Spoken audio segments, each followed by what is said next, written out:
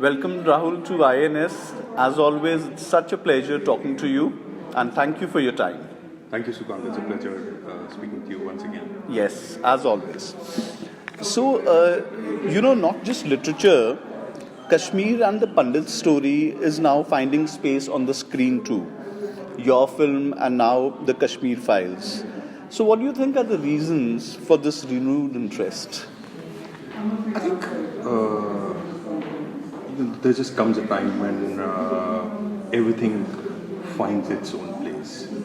The story of Kashmiri Pandits was left to margins for a very, very long time. Right. We've spoken about it before as well. But now things are kind of opening up, and more people are finding enough space and voices Right. to say or make things of art Right. in the way they deem fit. That it's their voice. I wrote a book about Kashmir. Yes. The book is in the 10th year of its publication. Yes. Our moon has blood. Our clots. moon has blood clots, yes. And after that, we tried to make a film called Shikara, which Yes. came out in 2020. But sadly, it did not resonate the way it should have been. But there are some well-meaning people who Yes. have seen the film Yes. and they have loved it. Right. But like I keep on saying, I've been asked this question in a couple of sessions here as well. I think something like this, it's a historical image, right? Right. And I think more and more films, more and more books should be written about Kashmir, from both sides. Right. When I meet young Kashmiri Muslims, I'd be really interested in watching a film about, say, what was happening in the early 90s when the insurgency was at its peak. We have had a few films here and there, but like a full throttle mainstream kind of film, still space there. Same with the issue of Kashmir, but there are so many stories that need to be told, Right. and in different ways. Some people may want to approach it with a certain sensitivity. Some people may want to show it in a more stark way. It's really up to them. But I think it personally gladdens my heart that there is, at least now in the last few years, some discussion about what really happened to us. Right. And interestingly, in the past decade or so, we're also seeing an emergence of new young Kashmiri writers. And their books are actually doing quite well. So how do you see that? Do you think it's high time now that we have a literature festival there also? Although one was conceived and... Yes, it became a victim of politics. Yes. That festival. It was to be started by well-meaning people who are well-wishers of Kashmir and its people. But then the whole issue got politicized. Yeah. And people said that there's a way to. It's just an attempt to show that everything is normal in Kashmir. Right. Nobody in his or real senses will say that everything is normal in Kashmir. But I think I said during that point in time, this point was made by others, I think including my friend Apoorvana, that even in a place like Gaza, I'm not comparing Kashmir with Gaza, but even in a place like Gaza, people have the right to laugh or make films. Absolutely. Or celebrate their birthdays, their weddings, etc., etc. So that does not give away from the seriousness of what is happening in a place like Kashmir. But I think now, like you said, it has also kind of coincided with a renaissance of sorts in publishing. Where Yes. Publishing is becoming more subaltern. It's not something which a few elites who came back from Oxford and Cambridge used to do. Now many people from small towns and cities like myself.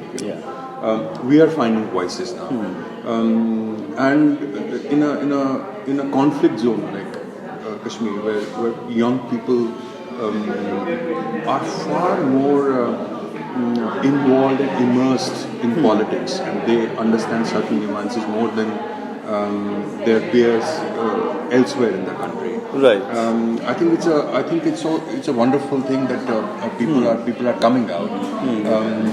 I wish more people from my community. Some people, a lot of books have come in the recent past from young Kashmiri Muslims. Some of my friends. But I'm still I'm yet to see that kind of storytelling from the Kashmiri Pandit side. Right. So whenever I meet a young Kashmiri student, etc., I tell them that it would be a good way to connect. It's not important for them to be a journalist and then tell the story. They could be in any profession. Right. There are doctors who are writing wonderful books, and there are engineers who are writing wonderful books. But if they have that urge to tell this story, then I think nothing will stop them. And I think there's a market for something. So there's something which is happening that people are really hungry for real life stories. And these are real life stories. So I'm hoping that more voices will emerge in the near future. Right. When the BJP government came to power, there was so much expectation that they would do something concrete for the Kashmiri Pandits. So, do you think something has happened or no? Or it's just been talk? It hasn't happened, unfortunately. It hasn't happened. There's been a significant change from the time when Article 370 was abrogated. Yes. But that is not something specifically which was done for Kashmiri Pandits. Right. Right. So the Kashmiri Pandits are still struggling a lot. Forget the fact that some of them need jobs, or some of us are still in terrible accommodations in Jammu and elsewhere. I think we'd still live with that. But the idea that even 30 years afterwards, there are people who are responsible for our ethnic cleansing. People like Vitta Karate, who accepted on national television that they killed dozens of Kashmiri Pandits. Yes. They have not been brought to justice. There are people who are in jail right now, but they're not in jail, they're not going through a trial for what they did to Kashmiri Pandits. Right. I think now, at least I'm hoping that now that we're talking about it, and there's a lot of debate happening on social media, and films are coming, and a lot of discussions are happening. I think now is the time when at least some kind of truth and justice takes place, and some of the people responsible for the ethnic cleansing of Kashmiri Pandits are taken to task. It will give some kind of semblance of justice to Kashmiri Pandits, which they truly deserve. Is it also to do with the fact that it's not a huge vote bank for any political party? It's that, and it's in certain circles. For example, you saw a tweet from a social media handle of a political party yesterday. And I use this word very responsibly. It is disgusting. Yes.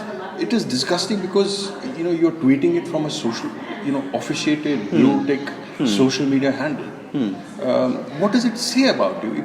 It just tells you that you're only interested in the politicization of it. You're not interested in facts. Right. I mean, who was Mr. Jagmohan close to? Yes. What happened in Kashmir on the night of 19 January 1990 when Mr. Jagmohan was not even in Kashmir? Some other Hindi journalist has tweeted today that things happened in Kashmir because Mr. Al-Kadwani took out his Rath Yatra. Now, Rath Yatra was taken at the fag end of 1990. By the time the Kashmiri Pandits said, the exodus had already happened, and so on and so forth. Now, these are deliberate attempts to deviate people, create confusion in the minds of people about the circumstances that led to the exodus of Kashmiri Pandits. And it is disgusting and unfortunate. Right. And there was some criticism of your film in the Pandit community itself. Yes. So how do you respond to that? I think it became a victim of politics. Okay. If you remember, there was a deliberate attempt to say a lot of untruth about the film. There was a drama created in a Delhi premiere cinema hall where a young woman got up and she shouted.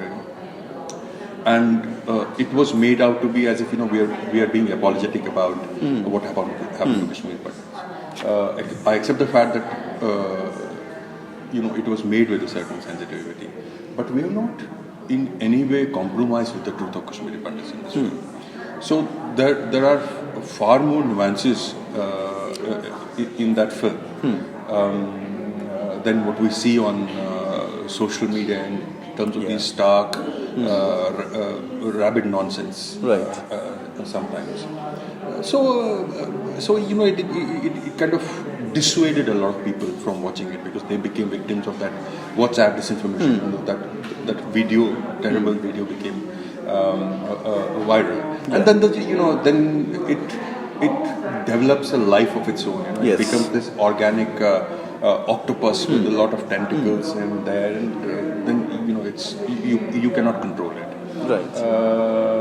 But people, like I said earlier in this conversation, there are people who love that. Yes. And now a new film has done. I wish it best of luck, and I hope more films are made. I mean, dozens of films have been made on the Jewish Holocaust. Yes. Dozens of films have been made on the Second World War. So other historical events. I hope it's just the beginning, and more films come. Because cinema is really something which is a very powerful medium anywhere in the universe, especially in a country like ours. So I'm hoping more films come. And what are you working on currently in literature, in cinema? So, my recent book is about the investigation in the Pulwama suicide attack. Yes, which I've read. Yes, lovely. It's a book called The Love of Bhagavad. Yes. Now, I'm writing we're turning that into a web series for Sony. Okay. Yes. It's been officially announced a few months back. Wonderful. So it's going to be directed by my friend Onboard. Okay. And we're in the process of writing the screenplay right now. The story has been approved. We're writing the screenplay. I'm writing the screenplay. Okay. With Onboard, and he's going to direct that film. Right. So that is what is keeping me busy. There are a couple of book projects which are long overdue. Okay. And my editor is hoping that I do it soon. Yes. But the last 2 years just passed in a blur of sorts for all of us. Yes. And a lot of time just got wasted. Right. But now that things are better, I'm hoping that I can resume my journalistic journeys again. Right. And something meaningful will come out of it. Perfect. Thank you so much for your time, Rahul. Thank you. Such a pleasure talking to you. Pleasure. Thank you. Cheers.